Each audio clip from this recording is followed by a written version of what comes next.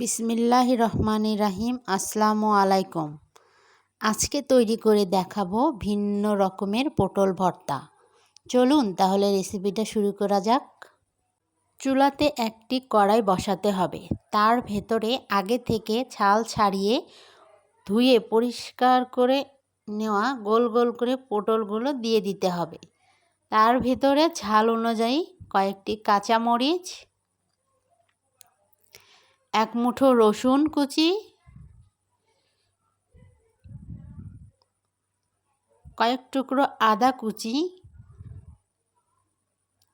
কয়েকটা শুকনো মরিচ,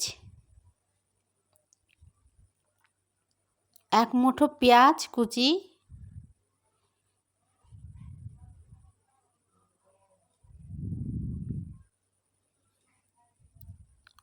এক চা চামচ হলুদ, স্বাদ মতো লবণ,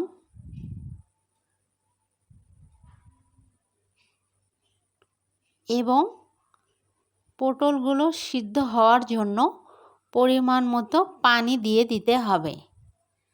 তারপর একটু নাড়াচাড়া করে পটলগুলো সিদ্ধ হওয়ার জন্য ঢেকে দিতে হবে।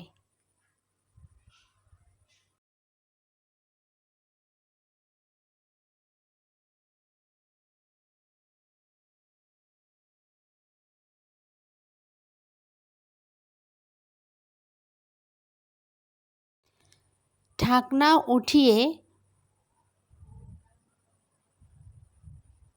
সম্পূর্ণ পানি শুকিয়ে যাওয়া পর্যন্ত পটলগুলোকে ভেজে নিতে হবে।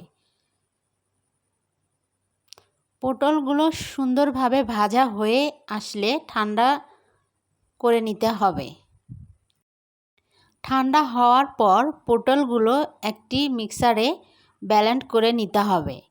এই কাজটি আপনারা শিলপাটাতেও করতে পারেন। সম্পূর্ণ পটল ব্লেন্ড হয়ে গেলে একটি কড়াইয়ে কিছুটা পরিমাণ সয়াবিন তেল দিয়ে দিতে হবে। তার ভেতরে এক চা চামচ কালো জিরে ফোড়ন দিয়ে মিশ্রণগুলো ঢেলে দিতে হবে।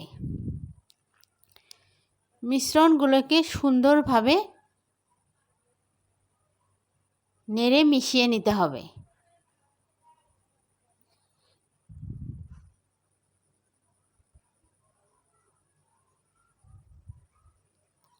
ততক্ষণ পর্যন্ত ভাজতে হবে যতক্ষণ পর্যন্ত মিশ্রণটি প্যানের গা থেকে নিজে থেকেই উঠে আসে।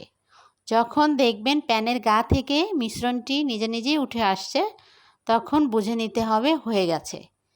নামিয়ে গরম গরম পরিবেশন করলেই তৈরি হয়ে যাবে সুস্বাদু পটলের ভর্তা। রেসিপিটা ভালো লাগলে লাইক, কমেন্ট, শেয়ার দিয়ে পাশে থাকবেন।